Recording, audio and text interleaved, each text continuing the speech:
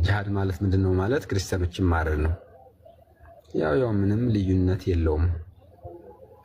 እኛ ጂሃድ መልስ ትክክል መለሳችሁ ጥያቄ ያለኝ እኔ ለምሳሌ አብዛኛው እውነት እነዚህ እውነታቸው ቢሆን እኮ አብዛኛው ማህበረሰብ ክርስቲያኑ ማህበረሰብ አረብ ሀገራት ይኖራል። እኛም ሀገር ላይ አብዛኛው ሙስሊም ሃይማኖቱ የሚለው ነገር ተግባሪ ነው አይደለም። አብዛኛው በሚችለው ነገር ለመተግበር የሚሞክር ነው። ምናልባት ረዱ የሚለው ነገር ከታዘዝን እስካሁን ምን አቆያቸው አዱንያ ላይ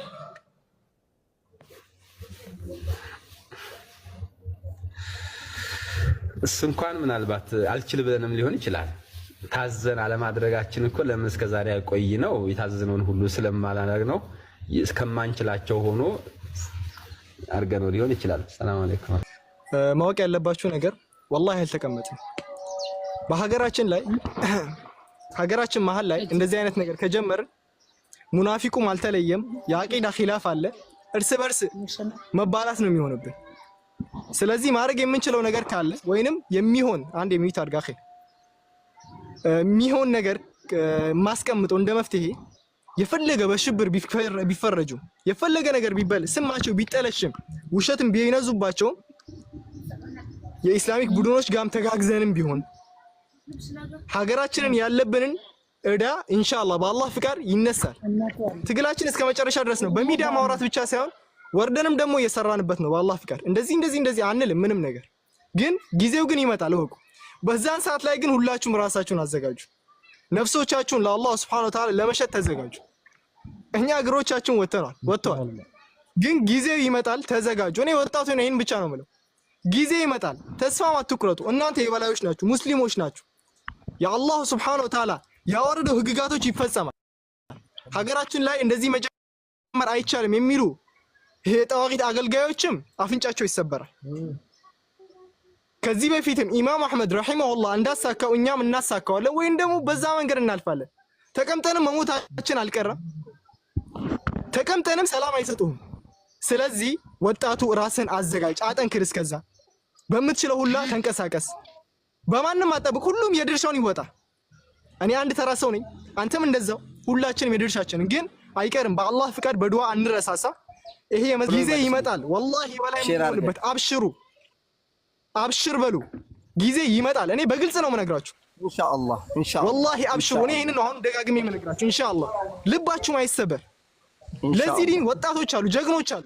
ኢንሻአላህ ሁሉ ነገር እዚህ ጋር አይወራም። ስለዚህ አብሽሩ፣ አላህ ይዘናልን አልኩኝ። ግብር ካልከፈሉ መገደል አለባቸው፣ 3 ምርጫ አላቸው አልኩኝ። ይሄ ነገር ስህተት ነው ትክክል ነኝ? ወላሂ እኔ እኮ ነው ድሮ እንደዚህ እኮ ነው የሚደረገው። እንደውም ልብስ መልበስ የለባቸውም እንደኛ ወጣ ያለ ልብስ። እንኳን ወጣ ያለ ልብስ አለበስኩም እና ትክክለኛ አይደለም። ቁርአን እንደዛ አይደለም እንደሚያዘ ትክክል ነህ። አይዋ ትክክል ነኝ። አይዋ አንድ ወደ እስልምና በፍቅር ዳዕዋ እናደርግላቸዋለን ምትወው ብለን። 2 ግብር ይከፍሉናል፣ ጂዝያ ይባላል። ግብር ይከፍሉናል ካልሰለሙ። ይሄም ደግሞ አህለል ኪታቦች ነው ነሷራና ይሁዳን በየዓመቱ ይሁን አላሁ አለም ይከፍላሉ። እንደውም ወጣ ያለ ልብስ መልበስ የለባቸውም። ወጣ ያለ መኪና ራሱ መያዝ የለባቸውም። እነሱ መብት አላቸው። መብት ማን የሰጣቸው? መብት የላቸውም። እንደዚህ የሚባል ነገር የለም። አላህ የሰው ልጆች የፈጠረው እንድንገዛው ነው።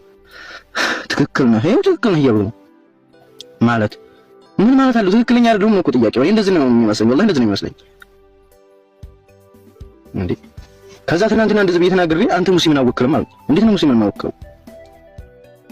አብይ አህመድ እንደዚህ ብሎ መዋጋት ክርስቲያኖችን ይችላል። የምንወዳቸው ክርስቲያን አሉ እንዴ? ክርስቲያንን እኮ መውደድ አይቻልም ጭራሽ። አንቺ ደግሞ ባሰሳ ክርስቲያንን እኮ ወዳጅ አድርጎ መያዝ አይቻልም። ያምሻል። በአማርኛ ጠፋማር ጭራሽ የምንወዳቸው ክርስቲያንን ወዳጅ አድርጎ መያዝ አይቻልም። ይሄን ልታውቁ ይገባል። እነሱን የልብ ወዳጅ አድርጎ ክርስቲያንን የልብ ወዳጅ ማድረግ ብቻ የሚቻለው እስልምና ብቻ ነው እንዴ። ይሄን ማካልሽ ቁርአንን እኮ ተጋጨሽ። ትክክል ነው ወላሂ ሰው ትክክል ነኝ ወላሂ እንደዚህ ነው የሚደረገው ወላሂ። ድሮ ታዲያ እንደዛ ማስገደድ የለም በፈለገ ይመንካሉ። ለምን ነብዩ እንደዛ ይጠራሉ? እንደዛ ካልክ እንዴ ስንት ወደ ፍልስጤም ወደ እንትና ስንት ያልተዋጉት ሀገር አለ እንዴ? ስንት ነገር ነው የከፈቱልን። ኢራቅን ማንን እየሄዱ ስንት ዋጋ ከፈሉ እንዴ ነብያችን ሰለላሁ ዐለይሂ ወሰለም። ጓደኛ የምትሉት ጓደኛ ማድረግ አይቻልም። ላ ተጁዱ ቀውመን ይወዱነ መን ሐደ አላህ ወረሱለሁ።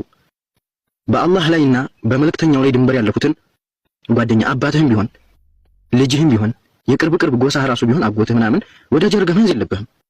አላህን ያዘዘን ይሄ እንግዲህ የአላህ ቃል ነው። እንዲህ ክርስቲያኖች በአላህ ላይ ድንበር አላለፉም። በነብያችን ላይ ነብያችንን ማሚ እያሉ እየተጣሩ በቃ ዝሙተኛ ነው መሐመድ እያሉ ሰለላሁ ዐለይሂ ወሰለም ፊዳከ አቢ ኡሚ ያ ረሱላህ። እሺ ከእንደነዚህ በላይ ድንበር ማለት አለ እንዴ?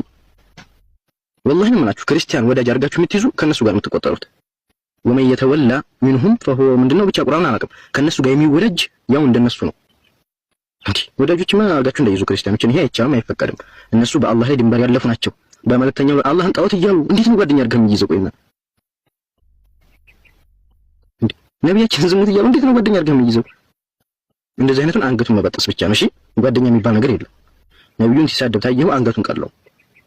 አሁን ላይ ግን እስልምና በጣም ተረስቷል። በጣም ከክርስቲያን ጋር ጎረቤት ያለ ከክርስቲያን ጋር ይዋደዳሉ፣ ምን ይላሉ? ይሄ ወላሂ በጣም ከባድ ነገር ነው። እኛ ወዳጅ አድርገን ምን ይዘው ሙስሊም ወንድሞቻችንና ሙስሊም እህቶቻችንን ነው።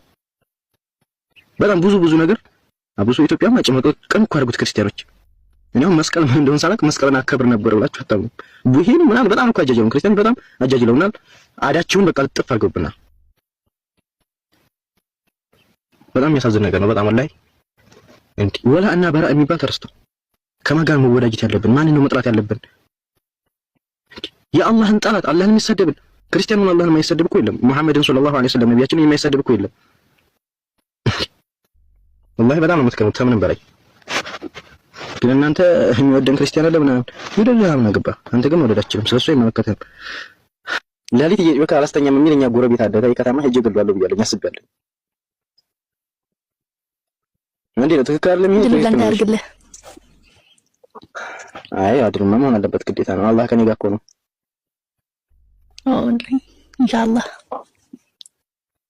ኢንሻአላህ ባላ ፈቃድ ይሆናል።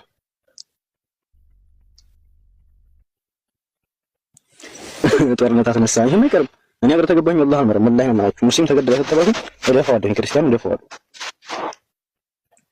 ለይ ተነስቶ የሚበጠበጠኝ ነው የምገለው። ዋናው ጨውሱ ነው ደግሞ የምገለው ዋናው